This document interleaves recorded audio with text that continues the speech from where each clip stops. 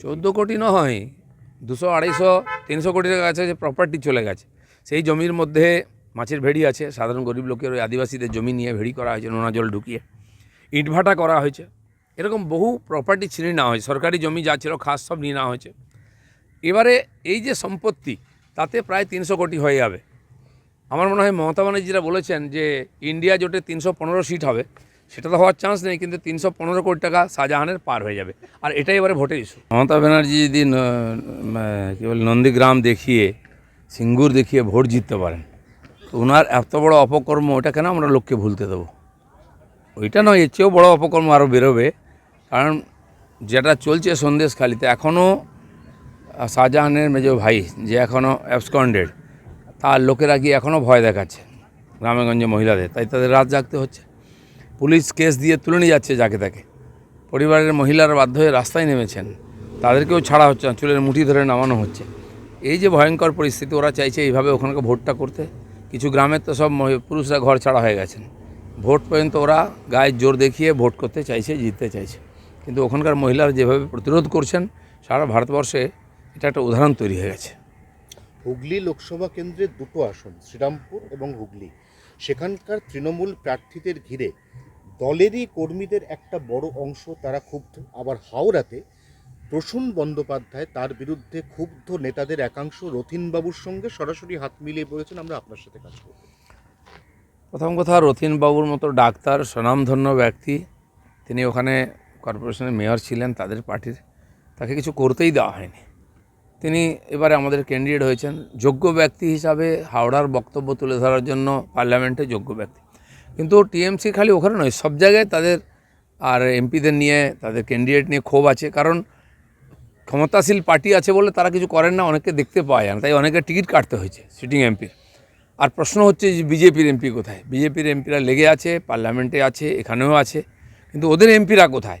আমরা নয়, তাদের পার্টির লোকেরা আজকে প্রশ্ন তুলছেন, বিক্ষোভ দেখায়। এমনকি দেবের বিরুদ্ধেও বিক্ষোভ উঠেছে, কারণ তিনি ঘাটালেও যান না, তিনি পার্লামেন্টেও যান না। ঠিক একই কথা অভিষেক ব্যানার্জিও, তিনি যান না। সরকারি তন্ত্র দিয়ে যেটুকু কাজ করেন, সাধারণ মানুষের সঙ্গে কোনো সম্পর্ক থাকে না।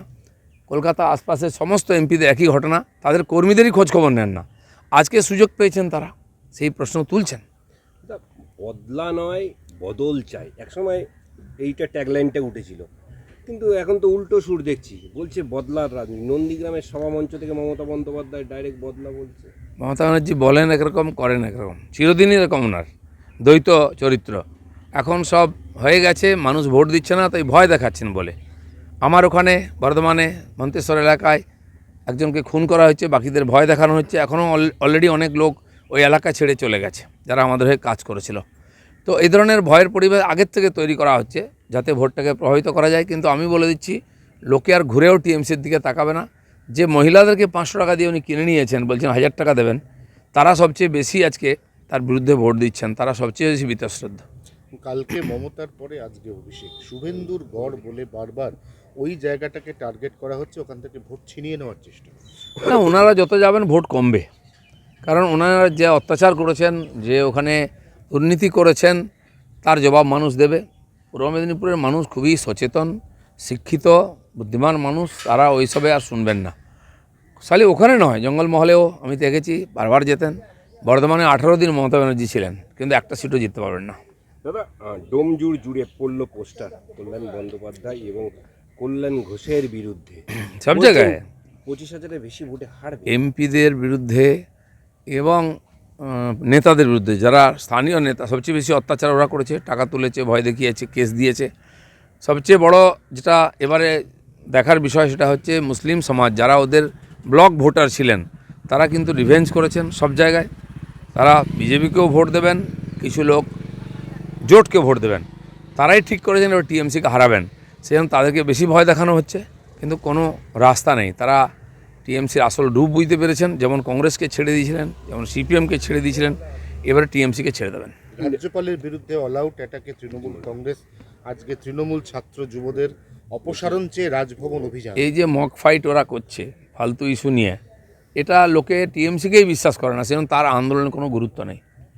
ঠিক একই জিনিস সন্দেশখালিতে দেখুন, কোনো পার্টি নেই, কিন্তু স্থানীয় মানুষ যেভাবে এই অন্যায়ের প্রতিবাদে রুখে দাঁড়িয়েছেন, বিশেষ করে মহিলারা, সারা ভারতবর্ষ তাকিয়ে আছে। কী ধরনের আলোচনা চর্চা হচ্ছে বাংলা সম্বন্ধে, বসিরহাট সম্বন্ধে, সন্দেশখালী সম্বন্ধে সারা ভারতবর্ষ তথা বিশ্বের মিডিয়াতে, এটা আমাদের কাছে খুবই লজ্জার। আমাদের মাথা নত করে দিয়েছে টিএমসি।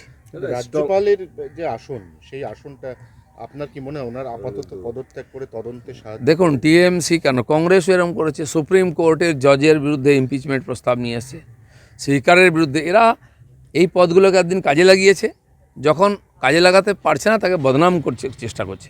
রাষ্ট্রপতি, রাজ্যপাল, কাউকে এরা ছাড়েনি। এতে ওদের কিছু যায় আসে না। রাজনীতি এবং সমাজের যে আস্থার কেন্দ্র সেগুলো মানে কালিমা লিপ্ত হয়ে যাচ্ছে। দাদা, স্ট্রং রুমের বাড়তি নিরাপত্তা চেয়ে আপনার নির্বাচন কমিশনের দ্বারস্থ কেন? ওখানে যে স্ট্রং রুম রাখা হয়েছে তার মনিটর কোথায় জানা নেই। নিয়ম মতো যেমন সিল করা হয়েছে স্ট্রং রুমে, সেখানে ক্যামেরা লাগার কথা সিসিটিভির, এবং এক জায়গায় একটা মনিটর থাকবে। ভেতরে স্ট্রং রুমের সামনে ওখানে সেন্ট্রাল ফোর্স থাকবে, বাইরে পুলিশ আছে।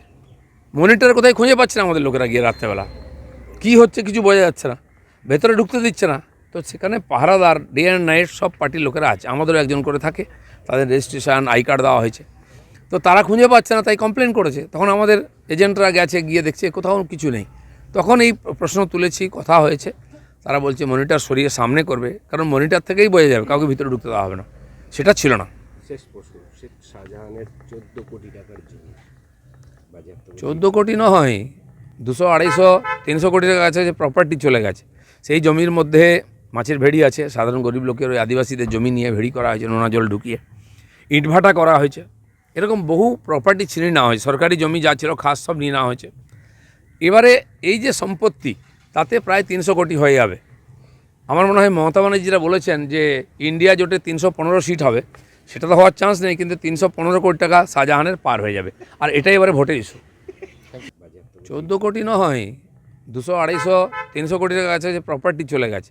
সেই জমির মধ্যে মাছের ভেড়ি আছে, সাধারণ গরিব লোকের ওই আদিবাসীদের জমি নিয়ে ভেড়ি করা হয়েছে, নোনা জল ঢুকিয়ে ইটভাটা করা হয়েছে। এরকম বহু প্রপার্টি ছিনিয়ে নেওয়া হয়েছে, সরকারি জমি যা ছিল খাস সব নিয়ে নেওয়া হয়েছে। এবারে এই যে সম্পত্তি, তাতে প্রায় 300 কোটি হয়ে যাবে। আমার মনে হয় মমতা ব্যানার্জিরা বলেছেন যে ইন্ডিয়া জোটে 315 সিট হবে, সেটা তো হওয়ার চান্স নেই, কিন্তু 315 কোটি টাকা শাহজাহানের পার হয়ে যাবে। আর এটাই এবারে ভোটের ইস্যু। যেটা চলছে সন্দেশখালীতে, এখনও শাহজাহানের মেজ ভাই যে এখনও অ্যাবসকন্ডেড, তার লোকেরা গিয়ে এখনও ভয় দেখাচ্ছে গ্রামেগঞ্জে মহিলাদের, তাই তাদের রাত জাগতে হচ্ছে। পুলিশ কেস দিয়ে তুলে নিয়ে যাচ্ছে যাকে তাকে। পরিবারের মহিলারা বাধ্য হয়ে রাস্তায় নেমেছেন, তাদেরকেও ছাড়া হচ্ছে না, চুলের মুঠি ধরে নামানো হচ্ছে।